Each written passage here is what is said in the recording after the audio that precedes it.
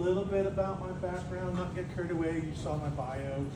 And the only reason I'm going to share it is because it's kind of interesting and how it kind of came around full circle. Coming out of my heyday high school years, I thought I wanted to be an architect. I still look at buildings like that and I go, God, that's cool. And but I had a guy that I was trying to intern with. He was the #1 architect in Dallas. He said, "Oh, don't get into this business, but if you are, learn computers." Right?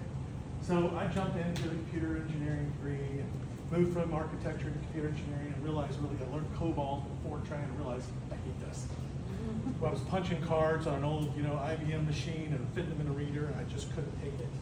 I really enjoyed writing the code, and thinking the flow, and I found that I was really good at looking at a process and think of a new way to do it.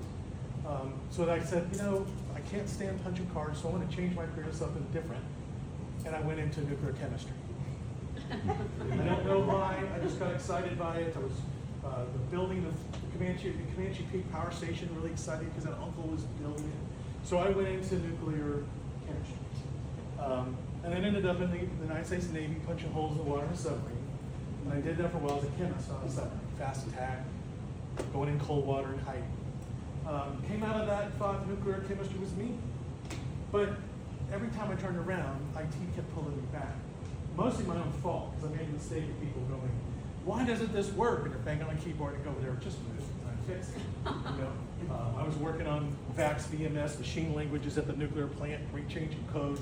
And then I'd get in trouble. Why are you doing that? You're a chemist. Get out there and take samples. I'm like, okay, fine. So I got a little frustrated working in a power plant, especially when it was shift work that I didn't like. And so I decided, well, I'm going to change my profession. I got into nuclear weapons. Go ask me how that happened. But I went to work for the Department of Energy and got into nuclear weapons. I got really good at, again, I like processes. So I became a risk analysis expert. Teaching people how to respond to a nuclear incident when things go wrong. I actually still do that today. Government won't let go of me, so I go 5 times a year into Washington, D.C., and I teach our nation and our allies' nuclear inspectors on how to respond to an incident when something goes wrong. Figure out why it happened, how to prevent it, and how to mitigate it. So that's fun, and I love it. But, I still, what I did, I was overworking at a Oak Ridge National Laboratory doing nuclear weapon inventory. And a friend of mine said, hey, Y2K's coming and it's killing us. We have this machine language, IDML language system. It's broken. We've already tested it. Everything's going to crash when Y2K hits. Can you help us? I'm like, oh, okay. So I'm back in IT, and I helped this organization rewrite all of their IDML language into a VBA, just using VBA, Visual Basic, and kind of brought back their business system, ERP, CRM, finance package. So hence unlocked. That company brought me into their multinational corporation. They did $9 billion. It's a little company called Senior PLC out of London. They got 14 companies all over the planet. I helped them adopt, and I just couldn't get away from IT at that point. So other than my diversion still with the nuclear, I've now been in IT for quite a long time.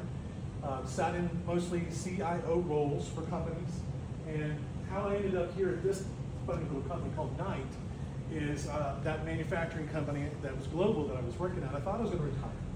So in 2012, I decided, you know what, I'm going to go back and just do my nuclear stuff.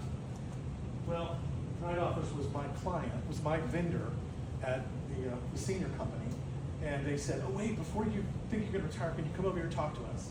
I'm like, okay, fine. So they talked to me about this idea they had, which was, we probably heard of it, managed services. We serve small to medium businesses. We're their IT company, right? And so we provide IT services for doctors, lawyers, realty, construction, A&E. We're very broad, and we do that. And so what's happening is it's evolving into people come to me and ask me harder questions about business processes, and one of those today is AI. And so I engage in that.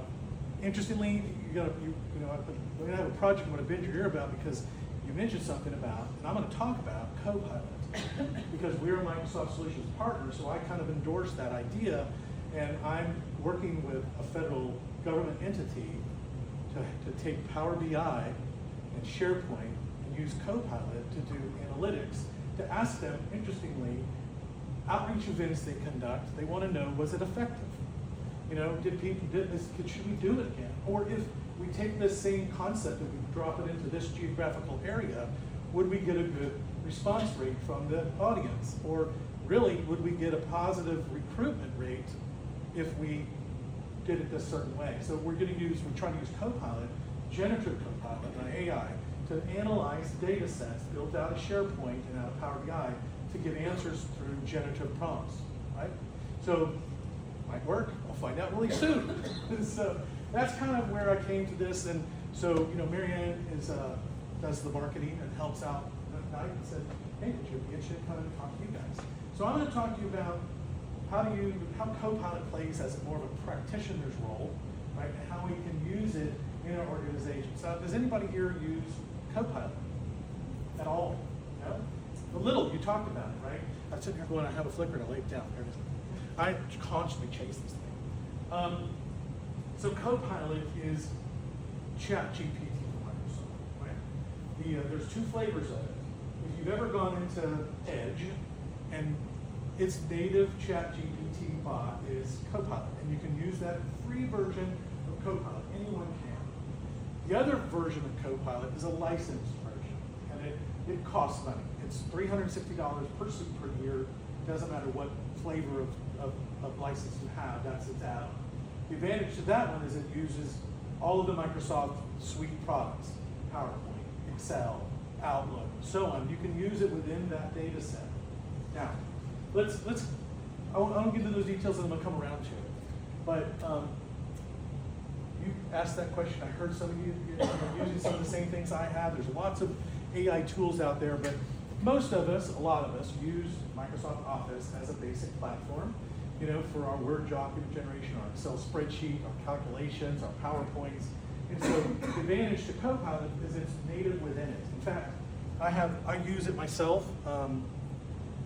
For example, there's Copilot right there. And so with Copilot, I can actually, if I click it, I could use it to generate a PowerPoint, or I could use it to analyze PowerPoints, or I can tell it to go into SharePoint, access data, or I can, you know, on various things. An example, with Word. So one of my projects I deal with, I have 6 people working in a public affairs office.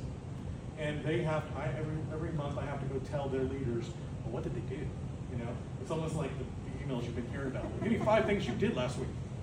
So they send me bullets every week of what they did, right? And it's more than it's a page full.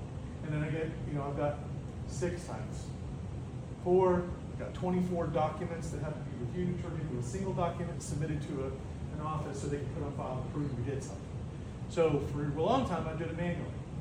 Read this, copy, paste, consolidate. Oh, you repeated it twice. You did it for, well, you did the same thing for 3 weeks, but oh, it progressed. Now we use Copilot to say, hey, take these 24 weekly sum reports and turn this into a summarized document for submission. It takes minutes. Now, we have to edit it because it's taking raw data, right? We need to turn it into something more interpretable. So we go with summarize. But we're now 20 minutes of polio of just, it's minutes to get it back, and another 18 minutes to kind of bash it and then hit send. Huge time saver. So that's what really, when you think about practical application in generative AI, how do I use it effectively to get an ROI? Right?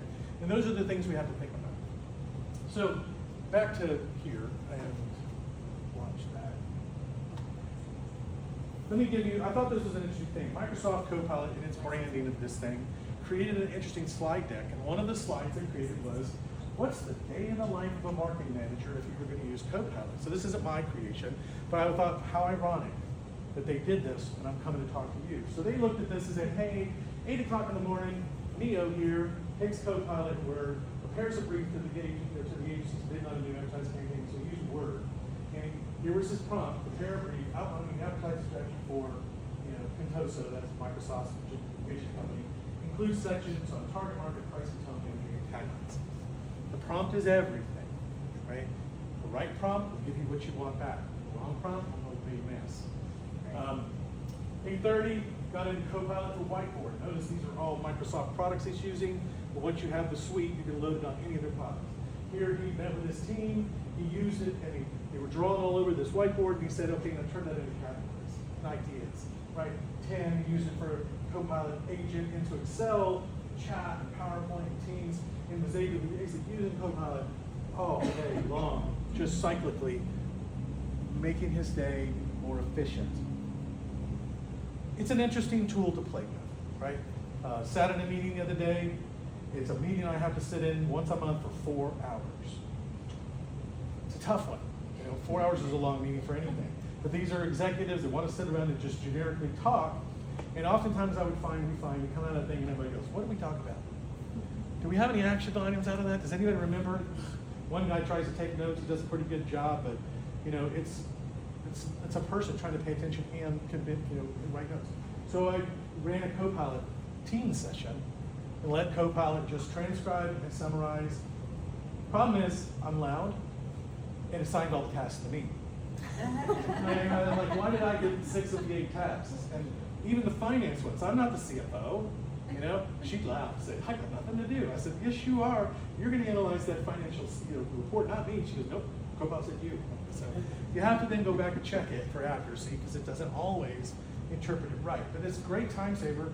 We didn't have anybody taking notes anymore. We just used Copilot, let it feed it, we all review it, update it, edit it, put it in our task list. So it does have great ways to help, again, save time, save energy, and give you some benefit. And that's kind of where you're at. Now, before you get going, though, you have to also ask yourself, well, what is the benefit in Power BI?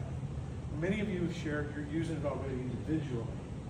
And that's great. Don't get me wrong. I think it's a phenomenal thing to find efficiency. But the truth is, AI is going to be most effective for your organization when you find ways to use it globally.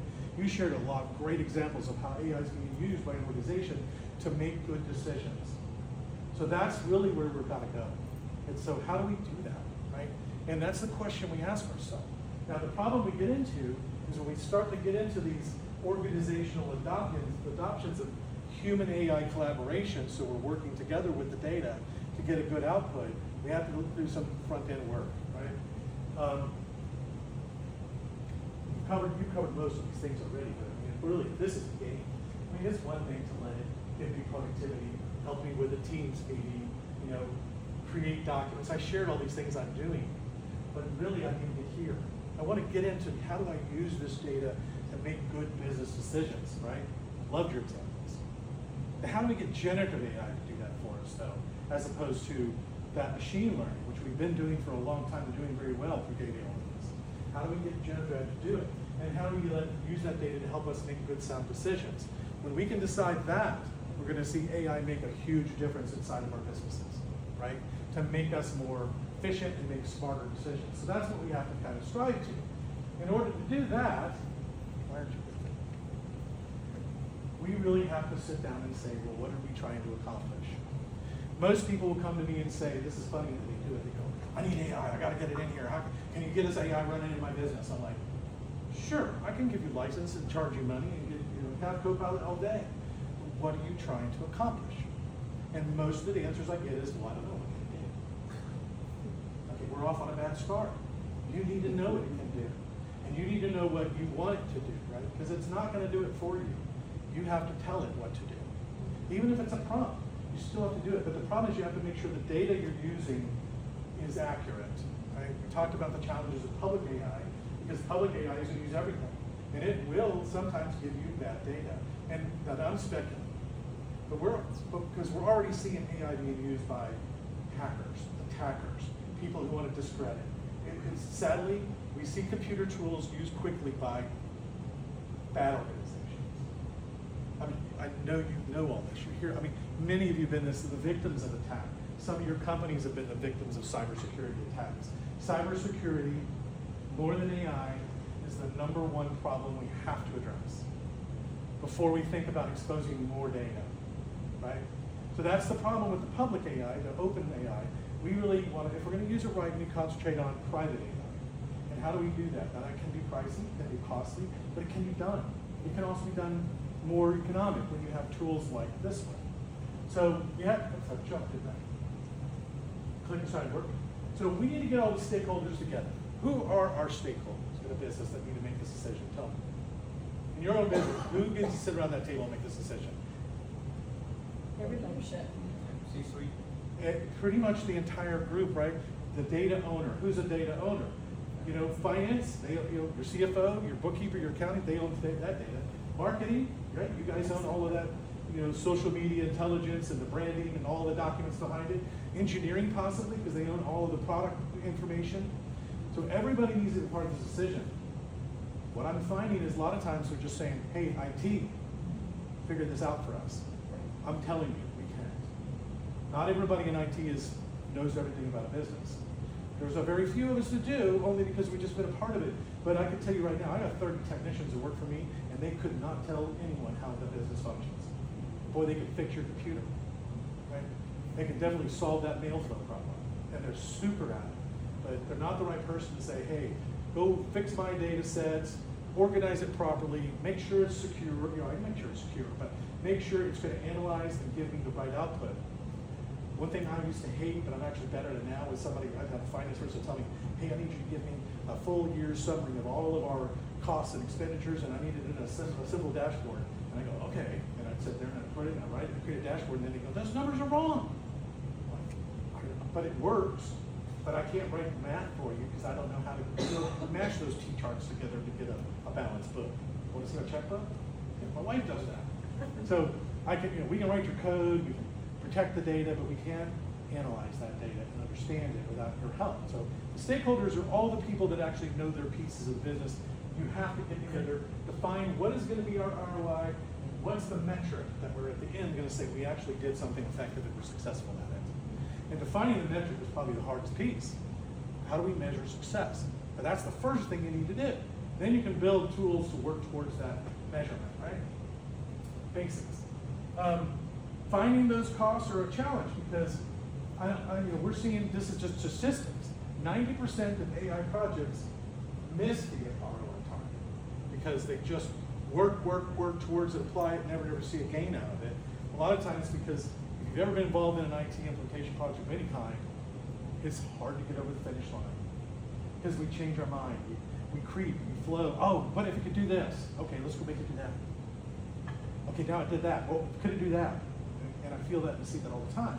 But you have to be very specific and define it. So there's all kinds of costs, and I can't tell you, but on average, we see most businesses invest anywhere between $50,000 to $500,000 on a very small intelligence project. And you can see large businesses get into the billions for large-scale projects. And I'm sure you've probably seen some of that too, the amount of cost that it takes to get to the end. I have been involved in some very large million-dollar projects myself. Did one with, again, SAP linking into SharePoint and bringing back dashboards. We spent about $1.5 million and never got over the finish line because we couldn't get adoption because the stakeholders wouldn't come to the table, but they were really happy about shooting those arrows back. Well, you didn't do this, you didn't do that. So it's really critical to make sure the business leaders all get together, define the path, and then define how it's going to get adopted to make sure it's going to return my investment. This step one, honestly, is this thing right here. What does governance mean to you? What does it mean when we say you have to establish governance first? Just take a step of governance. Who's gonna write the rules? Who's gonna set the parameters? See, it's all the rules, it's all the policies to make sure that our data is protected, secure, And consistent and reliable and all those things, right? And It's legal. setting the boundaries. Right? Ethics. Legal, ethics, right? We have to be careful about that, right? Are we using our data ethically? Our customers won't react well if they find we aren't, right? So that's what governance means, right? It's defining the processes, standards, guardrails to ensure AI tools are safe and ethical. Huge responsibility, right, on our shoulders. So you have to do that first. We have to make sure that we're promoting transparency, fairness, accountability, privacy, security, right, and document all of that and how we put that into the language to ensure that we think of that at the forefront before we start the project and always stay on it. You have to have that gatekeeper that says, wait, whoa, you just don't stretch outside of that. This isn't fair, right? We've got to consider it. And we got to look at the regulatory implications of what we do. How many of you are regulatory driven? Yeah. Those things define really hidden in the intent that these things matter. So governance is critical. We need to do that first. Stakeholders together, build out governance, right? And then we have to define the security aspects of this. I mentioned that first. How many of you would like your data just to be thrown into the open web or dark web? Not good. Right? Anybody been a victim of a cyber attack personally? Credit cards been exposed? Bank account been exploited? Been there? I'm part of the OPM data hack. You know, all of my personal data, my family's data, my medical histories is in the hand of China. So I'm under a constant credit watch. But hey, thanks, the government's doing that for me. Not happy about it, right? But it's part of what I deal with. So it's not good. We don't want that to happen to our company. Story after story after story. A large technology manufacturer in the early days of ChatGPT, OpenAI. The engineers thought they were struggling with a piece of code, very proprietary code that runs the background engines of their machine language. So they said, let's just stick it in ChatGPT and fix it. So they did. They fixed it. They said, hey, here's how you fix that code. We're hearing that all day. AI is going to be great at writing code. Problem is, one of their competitors said, hey, what's a good idea for a code for X? Can you guess what ChatGPT did? Here's some code. They launched it first. They beat the originators to the punch and launched the product before they did because the code became publicly available. So again, we just got to be careful how our data is used, where it goes. Now, ideally, we want private, cloud, second. Now, Copilot's all about that. Copilot has the first requirement. If you want it to analyze data, it has to be in SharePoint. That's stupid to me, because I fight it all the time. I'll sit here and I'll have a spreadsheet I want to analyze, and I'll say, hey, analyze this spreadsheet, and it'll go, this needs to be saved in SharePoint.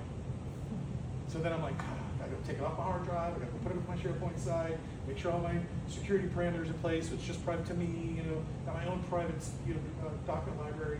Then I can go, okay, now Copilot, look at it now, and then it doesn't.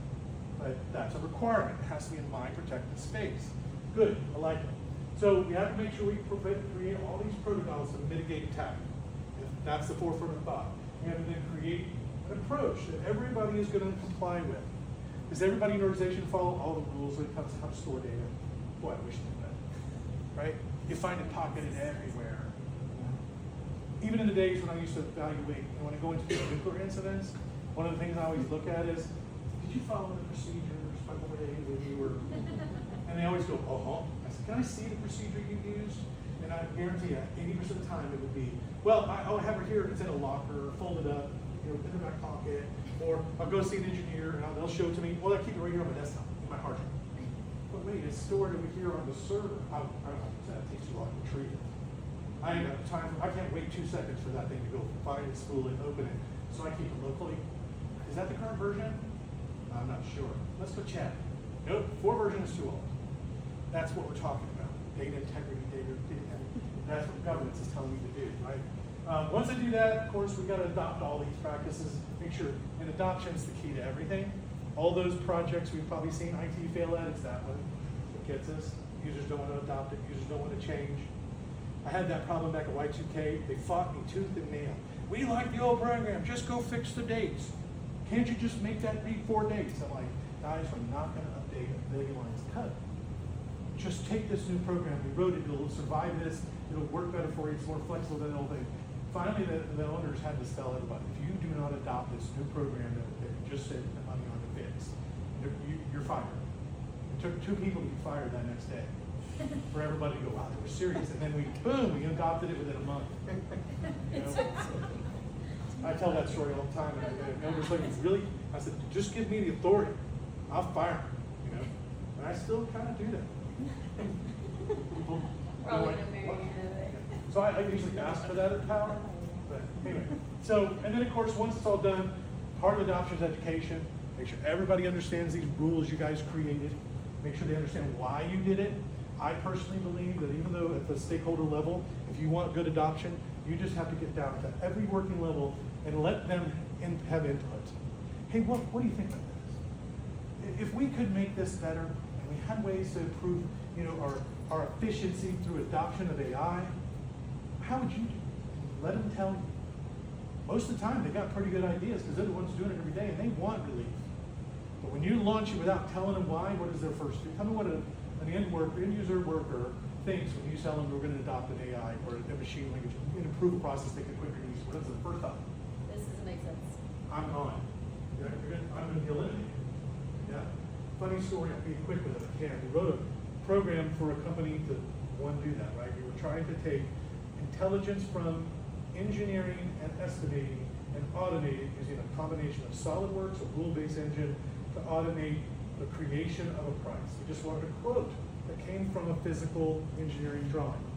Worked on it for quite a while. Wrote a really cool rules-based program to do it. Very rudimentary, using a combination of Excel, Visual Basic, and SolidWorks. Couldn't get that thing to go. I mean, they fought it tooth and nail. Every time we turn around, the goal was that you could, what used to take 2 to 3 weeks to get it from customer service input to estimating output into the hands of a customer was 3 weeks, average. And after the program, we could do it in 3 days. And in 3 days, we get it from each division, department, over to another to back. Huge time saver, huge efficiency gain. We get everything we did, it was still taking 3 weeks. What we learned was the estimating team was, even though they could just push buttons, we're still pulling out paper, measuring things with calipers and rulers, and typing things with calculators, and manually putting in the final results. Nobody, well, because the leader didn't want to do it either. And we asked them, why aren't you using this program? And they finally were honest, and because if we do, you're going to fire us. We see this. You don't need us. The president owner laughed. He said, I'm not going to fire you. I'm going to fire the engineers. They're the ones that cost me all the money. I got 20 of those guys running around. I'm only going to need 2 when this is done. So guess the engineers did. Sabotage. This isn't going to work anymore. So we're right back to it. But finally, they were smart enough to tell them all, wait, the ROI we were really trying to get was, we're a $35 million company. We want to be 100. And we want to do that without having to add more staff. And if you guys will adopt this thing, right, I'm going to train you, you're going to see that we're going to get to 100 million. And you guys are all going to be here. And don't get scared of the work because it's easy, right? It's a lot easier. You're just going to evaluate, review it, and tweak it. And if you do this for me, I tell you what, I'm going to give you all a bonus. I'm going to start giving you profit bonuses. If we can just get beyond this 9% OI, and you can get me into the teens, I'm happy. 5 years later, after full adoption, they went from 34 million to $95 million. And every single person started seeing 5-digit bonuses. Because the company's like, sure, keep going, make it better. They're over 100 million now and climbing. So I'm just excited to see it happen. It's great, but it's a hard road. But it gets back to why governance is critical. Governance and adoption are everything, even in this space, right? Because people will resist it. So, okay, Copilot. Again, let's get into it. And I've kind of already mentioned this a bit, but we have to do some work here. We have to get the data ready. First, we have to scrub it a little bit. We have to put it in our cloud or put it in our private area. Whether you use a Copilot or not, a Copilot, again, lovely because it works with all of your documents already. I'm going to be challenged with some of that SQL data, but if I take some of that SQL data, jump it up into Azure cloud servers and environment, and link it, I can use it there. We want to make sure the data is what we want it to be, right? We don't want it to imagine. We don't want it to, give us false results, so our data has to be clean. We have to make sure, again, we integrate it, plan it, pilot it, roll it out, test it, make sure we're going to get the output we want. There's a lot of work that goes into this. We got to set up all this stuff, right? We got to go set up Purview and DLP and all these things, and we got to get intra ID running. These are the technical things the IT department's going to just go boosh. Wait a minute. I already meant this as a comment. We don't want IT to do this, right? It is not IT's responsibility to put AI in your world. And I got to emphasize that because I'm telling you, I see it every day. And I'm the victim of it because customers come to me, clients that say, hey Scott, I want AI, I want it now. My own company is doing that to me. You need AI now. But you just get it installed, and I'm like, nope. Not until you tell me what you want it to do. And they always say, I don't know what we can do. So I educate them, but we're about to go. We're about to launch it inside our own business to try to streamline front-end operations, and get from a sales concept to an implementation faster than having 5 people touch it and a week of processing, right? We've already started using it in finance to automate accounts payable. Just dump them here, let the system print, gone. No more, there's 3 people processing AP, one person just reviews it, off it goes. But finance doesn't even cut the check, don't sign checks anymore.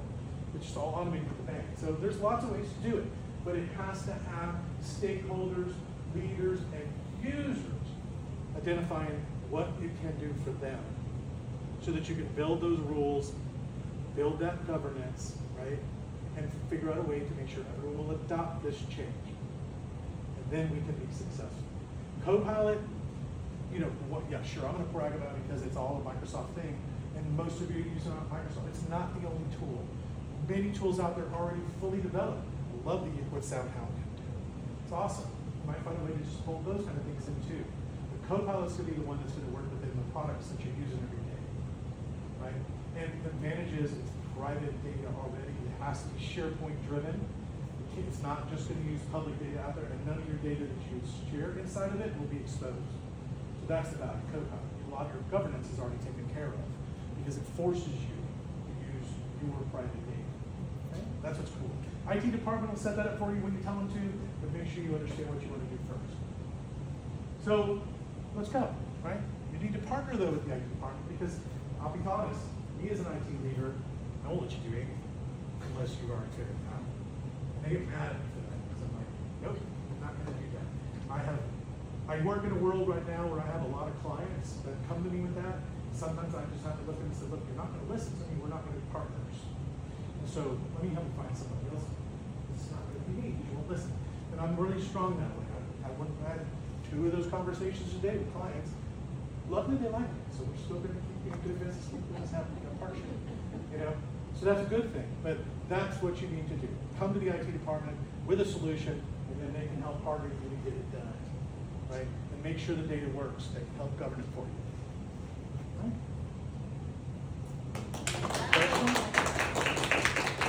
It's a lot. There's so much to know about AI.